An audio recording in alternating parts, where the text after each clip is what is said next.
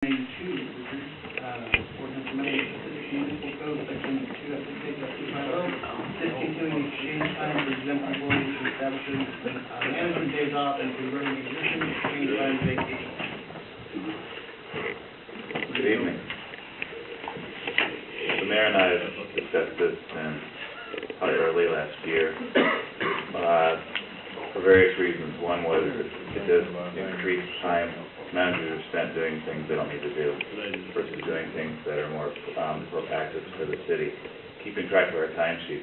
And we brought it to staff meetings, we talked about it with other managers, and most managers, actually all the managers here that have worked for other cities have not seen exchange time, just management hours. And I'm sure that you all have questions about how this was worked. And when I came to the city, nobody really understood what the exchange hours, how they were working, if they were being cashed out, if not. And so this would help address that. It would address that there is no equivocation. You use your management days in the year, you lose them. And that would be the first thing. And I did run this by the attorney. She actually prepared this ordinance. And it's straightforward and simple. And I can give you, I put some numbers together just so you'd understand if there's an impact, I'm going to say what it is. And let me get that out. Go over that with you briefly, it's real short. So I'll give you an example. Say an employee manager has exchange hours about 200 in a year. I know somebody that has that. So, and the cost of that is about almost $8,700. If you had 12 management days, the cost is $4,100. So it's a significant difference for just saying, because time is time, not the cash part of it, but the time we spent. And so if you have the 12 days, you don't keep track of the time, you don't care. You're doing your job as a manager, and there's no cost to the city because you use it or lose it. But it also holds you from working too much. That was one of my concerns. People were burning out, and that's the biggest thing. And so having these management days, and it's worked for me at other cities as it has for Lance and Jack and Amy, it's just something there to take, and we just take it as a day. The only thing we keep track of in our timesheets is time off. We don't have to follow how many hours we work. It does take a lot of time, and so it saves some staff time, it saves some management time, and I think it's helpful to the managers in just having, because usually most of our managers work a minimum of 45 hours a week, and we don't get anything extra for that. So that comes out to be about a 2,340 hour a year versus 2,080 for all the other staff who gets overtime for anything over that. And the difference between management hours and that is 260 to 96 for the management hours. So it's really a savings all the way around for the city, but it also helps the employee, the non-union employee in this case, to have that time to take it and to be aware of taking it. Plus, they have to come to council, they have to come to the mayor or myself to schedule it. With exchange time, it's been, well, I'm off a few hours, I'll just use some of my exchange time. So it's much looser, and I don't like that part of it either. So this is why we're bringing it to you, and we thought we'd just help clean up the code. Are there any questions about what you've read?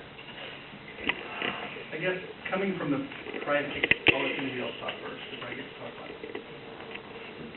Coming from the private sector as an exempt employee, I get paid for 40 hours a week, and I work whatever they need me to work. Right. Kind of the benefit of being an exempt employee is that my schedule is very flexible. I can come and go kind of as I need to as long as my work gets done. So I guess what I'm asking is, why are we giving more vacation time for a job that we're expecting people to do? Well, I can see your point.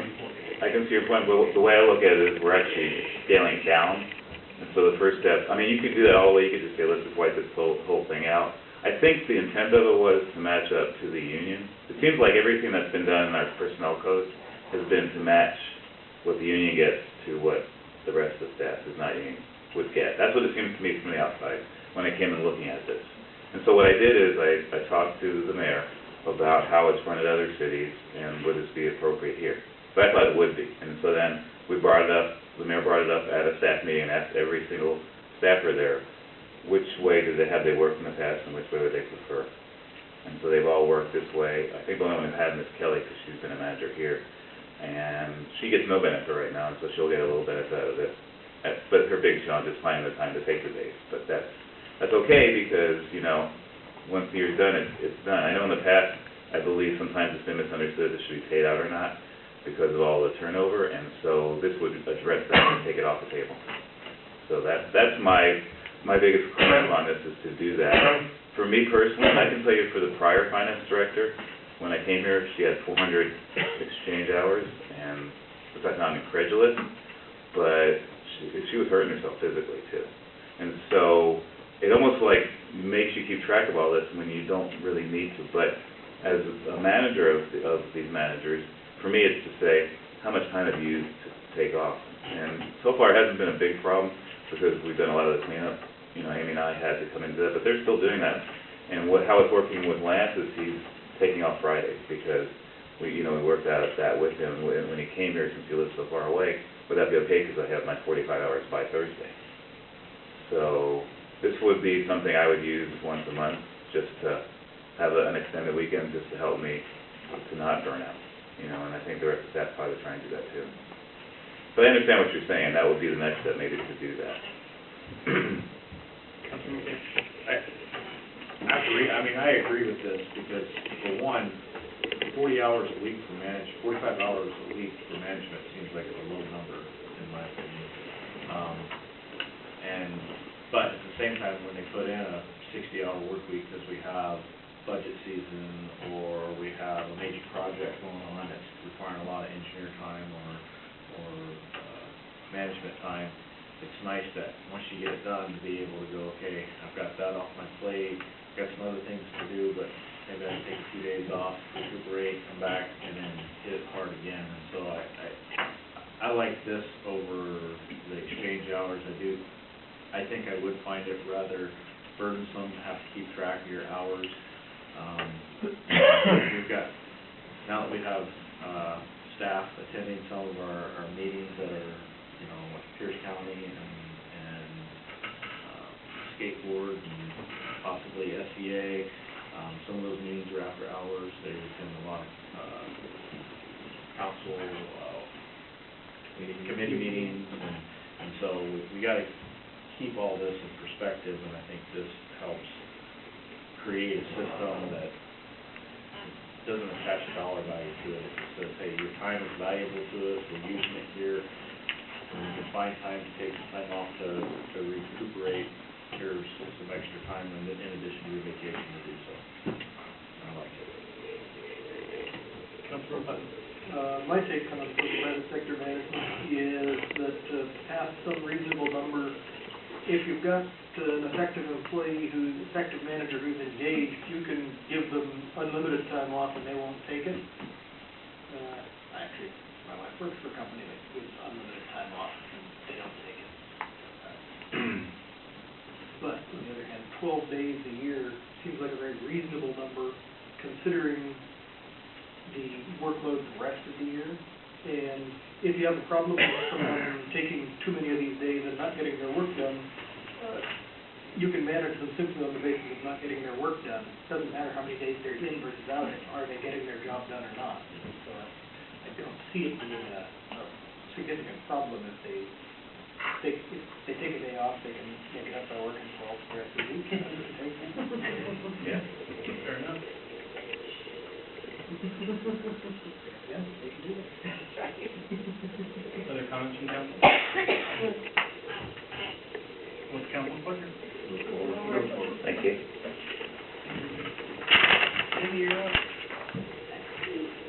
Included in your packet are the personnel policy 100-016, which covers all forms of leave available to employees, including accrual and use of sick leave, leave covered under the Family and Medical Leave Act, accrual and use of vacation leave, holidays, religious holidays, jury duty and witness leave, funeral leave, general and medical leave of absence, and the guidelines for its use, military duty and active military duty shared leave, as well as shared leave guidelines.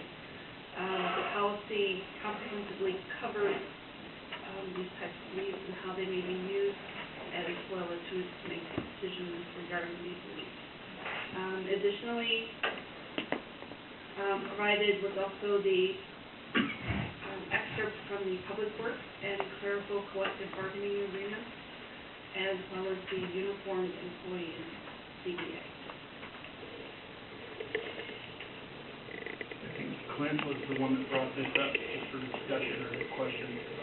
Does this satisfy your curiosity? So what I'd like to do is have a hard copy of this, so each of the council members can sit down in their spare time and look it over and read it, so if they have questions, so they can ask to understand it and bring it back to another workshop. Because I think there's, in talking to other council members, there's been a lot of doubt. It's just exactly what was what, so we need to. And I didn't see in here, and maybe I missed it, donating sick time or donating It's in there. vacation pay, but, It's in there. if I can, No, you need to get on. within different pay bands. So if let's say I'm a lower paid employee, my time is not worth as much, say, as the city administrator. So do I have to donate 2 or 3 hours of my time to make 1 hour of his time, or is it straight time? Because the way the practice has been in the past with previous administrations was, it was hour for hour. And I love it that our employees will donate sick leave and vacation leave to others that need it, but from a financial perspective, if I make $10 an hour and I donate to somebody making $50 or $60 an hour, that does not make a wash. So, On page 7 of the policy, donations of leave shall be in hourly increments. Sick leave. Vacation is based on hourly wage. so I think, maybe it's just me, but I think we should true that out. Make it, I said something that said dollar for dollar. but, I don't see it on page 7. Yeah, there's two different provisions on there. Maybe you looked at the wrong So page. the page that starts with green highlighting that says typical work year. That's a good highlighting. Thanks for highlighting. When I was reading through this, I saw a part that said dollar for dollar. Yeah, the first sentence on the page There it is. has it, typical work year as shared leave throughout your employment. Shall be transferred on as dollar for dollar. So then the third full paragraph on that page is donations of leave shall be an hourly increment, which is referring to donating sick leave in paragraph before. Page 80 and 86. It means you can't donate 15 minutes. If you're gonna donate leave, you have to donate an hour at a time. That's what that means. Now, how it's adjusted for pay purposes, there's a formula in here that basically says that hour of leave that you're donating will be converted to dollars, and then added to your bank, and then your hourly wage will be adjusted. So if someone at a higher pay band donates to someone at a lower pay band 1 8-hour day, 8 hours of vacation, or sick leave, I thought sick leave was just hour for hour, but if Yeah, they donate vacation, then vacation, that's calculated at cost. So if it's someone, say Richard donates 8 hours to someone, or maybe a brand new hire, then that brand new hire, when you look at the wage of or the value of that vacation, those vacation hours, it is calculated like you're suggesting it should be. Sick leave is not, Sick leave is not, got it. but vacation is. Councilmember Sutter. This issue was addressed quite a while back, and it came out that hour for hour, because usually what you're going to experience is somebody's going to donate time to somebody. It's usually a higher paid person that's giving the time to a lower paid person. So on sick leave, it was just an hour per hour, because you try to figure that out, and it's a bookkeeping nightmare, which we don't need. And, I mean, for example, now, when Massey was giving hours to Ken, I mean, you had quite a pay difference there, so that was beneficial to the city. The city gained by that. So In another case, maybe it would be the other way, but overall, usually the city will gain because it's a higher paid salary person that's donating the hour. Okay. The only, was one thing that I did find troublesome here is that, you're only able to donate 8 hours per incident. We're a small city, and if we limit, this, There's no limit of comp time. comp time, but, how many people earn comp time? We just do, It's, the third paragraph, to be eligible to donate sick leave, an employee must have at least 100 hours of accrued sick leave after the donation of leave, and may only donate a maximum of 8 hours of sick leave per incident, unless otherwise approved. But now it comes down to an approval versus just having a set policy. I wonder if per incident has been defined. Because, I mean, you would think it'd be just what does that mean per day for the person being sick? I don't really. Well, per incident, I take it as the block of time that the person's taking off, that's an incident. That would be an intuitive way to look at that. We could look at that too. Maybe governance. What's that? Maybe governance comes up. Well, it's a policy, it's it falls under the mayor's jurisdiction. I mean, any mayor can adjust these policies at any time. It really isn't a council issue, but the council issue is are we being fair to our employees? I mean, ultimately, the employees work for the mayor, but truly, they work for the citizens, and do we as representatives of the citizens believe that we're treating our employees fairly? And do we want to make sure that we have policies? So we would encourage whatever mayor's in office to have policies that do that. And that's where, I guess, our role comes in, more as advice on how we would like, treat, follow the golden rule, treat people the way you want to be treated type thing. But that doesn't mean that we couldn't promote a hard line either, and that the mayor wouldn't have to follow that either. It's just a policy that is established in the mayor's office. In city code.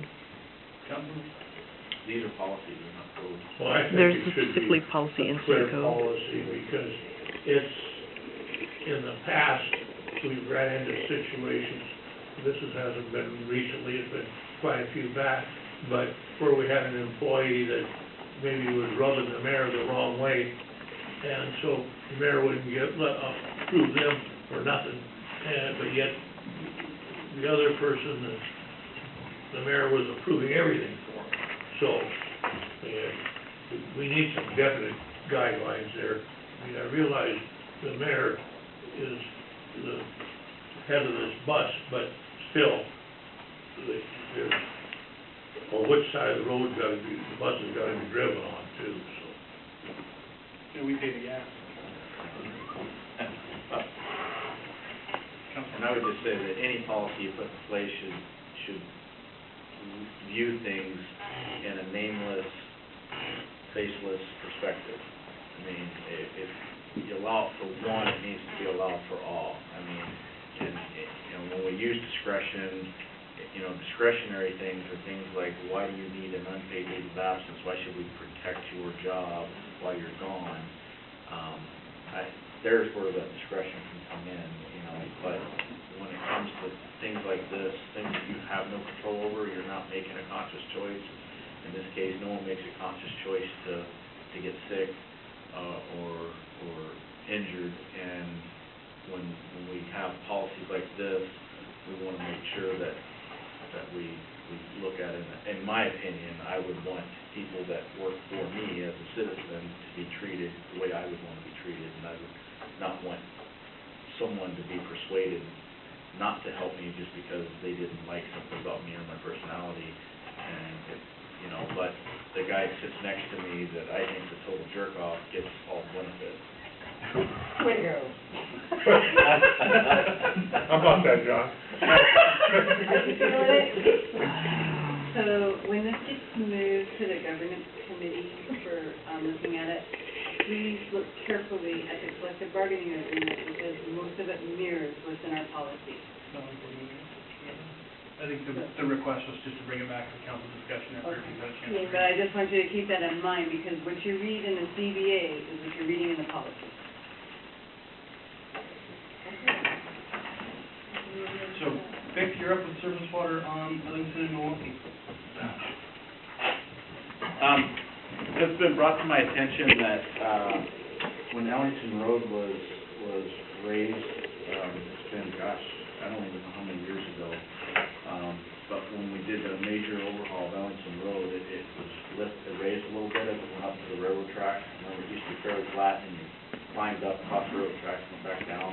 Everything's kind of brought up, and since doing that, the drainage on the properties next to, like the school and the properties directly across the street, to the east of Milwaukee, have had drainage issues, and that there's not adequate storm runoff. And so now the houses in that corner are being flooded. I've got a report of one house where the foundation is actually starting to sink and separate his house, and his backyard is flooded, and he attributes it to stormwater. There's no place for it to go. There doesn't seem to be a drain anywhere in the area, and I thought it's something we should address as council. We did something to improve the city, and our transportation, but then maybe that didn't quite get the engineering right on it, and maybe we should send an engineer out to discuss those issues with those landowners, and see if there's anything that can be done. He's referring to the Don Machete properties, and, there was quite an issue on that.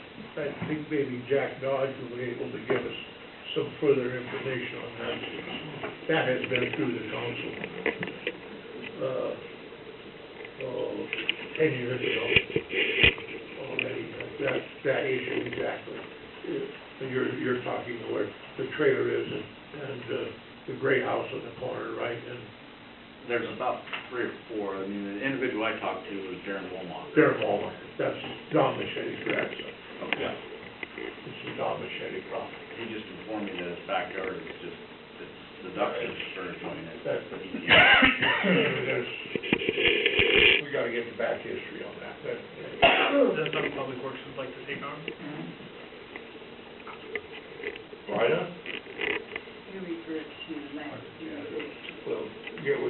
Well, I'll get with Jack on it, and he can get with Lance, and we can get into a committee. The whole council was involved in it. It has been an issue, it has been brought up numerous times, not lately. Was there any resolve in the past discussion? That's what I believe. Okay. No further business? We're adjourned.